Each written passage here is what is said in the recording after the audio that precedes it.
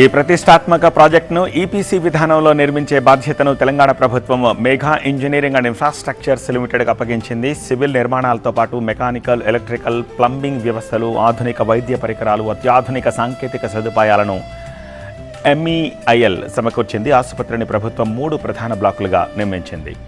ఏ బ్లాక్లో అత్యవసర వైద్య సేవలతో పాటు 15 ఆపరేషన్ థియేటర్లు, 30 ICU beds, central sterile service విభాగాలున్నాయి.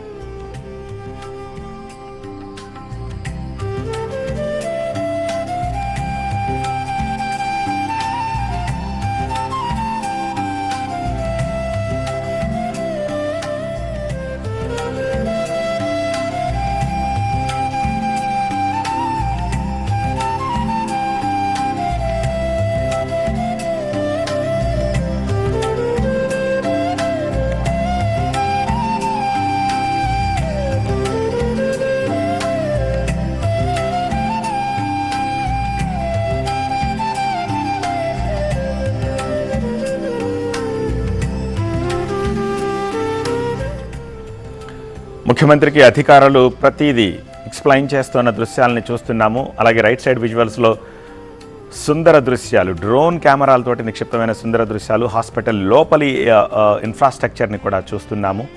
సువిశాల ప్రాంతంలో మెయిన్ రోడ్డుకి ఆనుకునే సనత్ నగర్లో అద్భుతమైన నిర్మాణాన్ని చేపట్టింది తెలంగాణ ప్రభుత్వము. ఇక ఏ బ్లాక్ తర్వాత బి బ్లాక్ విషయానికి వద్దాం. బి బ్లాక్లో OP registration, central pharmacy, cardiac operation theatre, linac ఆధారిత న్యూక్లియర్ మెడిసిన్ విభాగంతో పాటు 2 క్యాథ్ ల్యాబ్లు కూడా ఏర్పాటు చేశారు.